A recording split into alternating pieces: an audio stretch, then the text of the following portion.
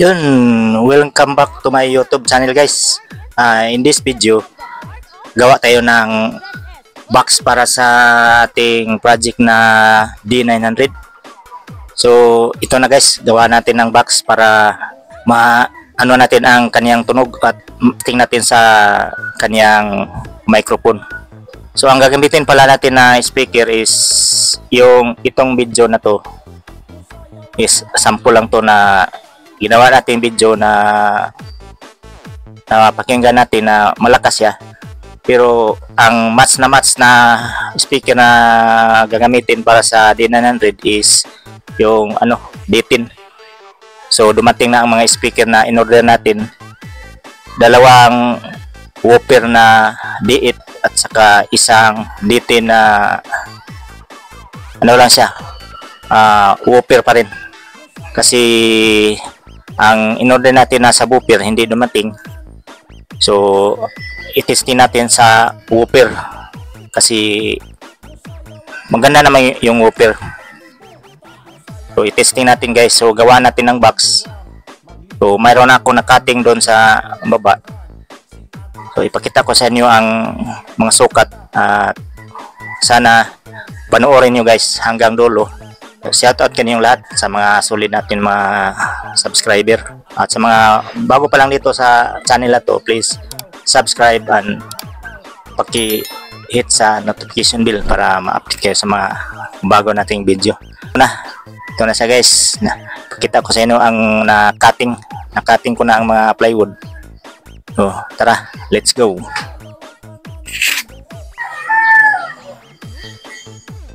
Yun, ito na sa mga sounds. Ito na siya guys.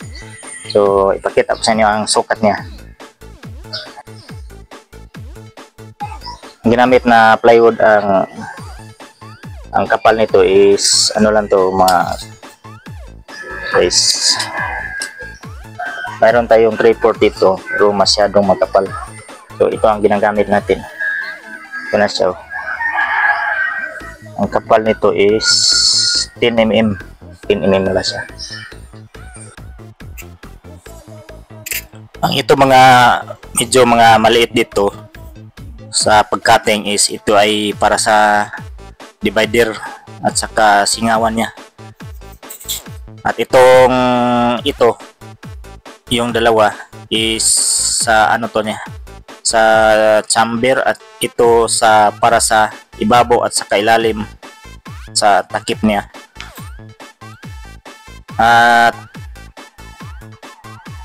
sukatin na natin ang kanyang takip ibabaw at sa ilalim. Ang kanyang width nito is nasa 13 inches, 13 by 15 inches.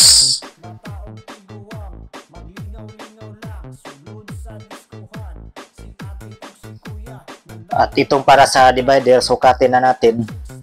Ang itong dalawa is nasa 12 inches or 1 foot. At ang kanyang taas is nasa 13.5 inches. Dalawa to. So itong apat na mahaba dito is ito sa sa likod at sa harap lagayan ng speaker. Ang width niya is 1 foot pa rin. At ang kanyang taas dito is nasa 4 feet. Kasi nag-cross cut tayo sa ating plywood para walang masayang. So apat to na 4 feet. At dalawang 1 foot by 4 feet. Ito 1 foot sa harap at sa likod. At itong dalawa, ito sa gilid, sa panggilid to. So ang kanyang haba is 15 by 4 feet ang kanyang sukat nito. Tara, umpisahan na natin pag-assemble.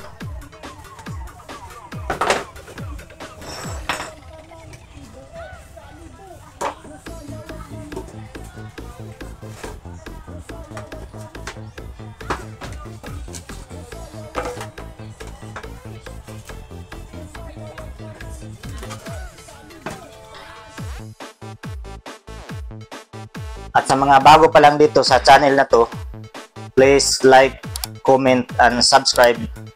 And pakihit sa notification bell para ma-update kayo sa mga bago nating mga videos. So salamat po sa mga solid natin na mga supporter at mga subscriber. Thank you po.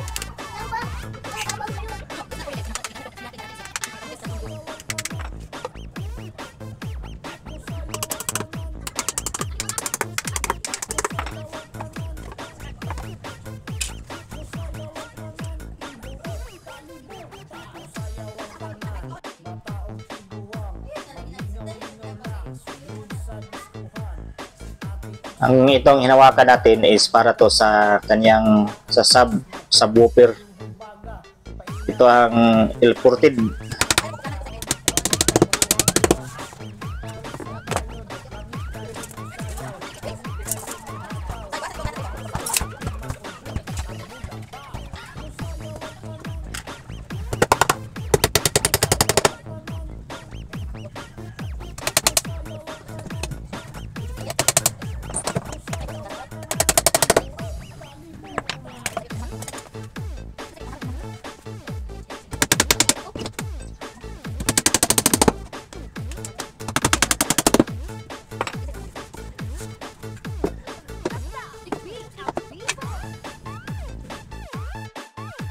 Ito na siya guys, napurma na natin. So ito ang lagayan ng ampli. Dito ang dalawang woofer, dito ang isang subwoofer na D10. So malapit na matapos. Panggilid na lang at sa dito sa harap.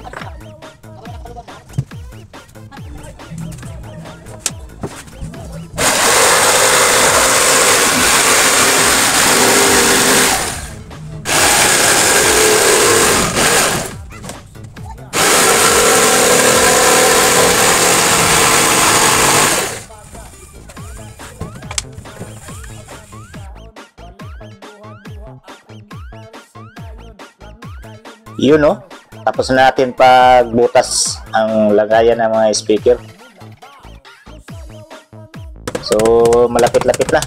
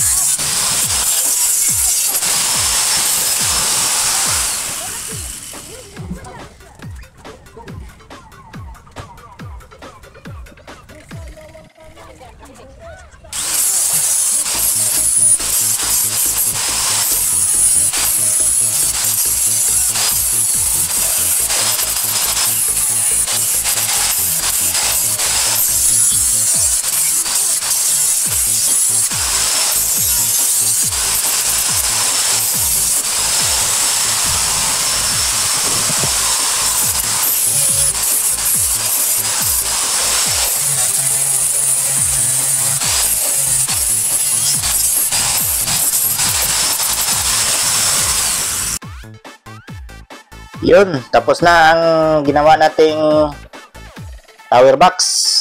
So napurma na siya guys. Speaker na lang kulang at ang mga accessories. So ito na ang kanyang itsura. So, simple lang siya guys. May part 2 pa to, sana panoorin ninyo. Thank you po, thank you for watching. Linaw-linaw lang, sunod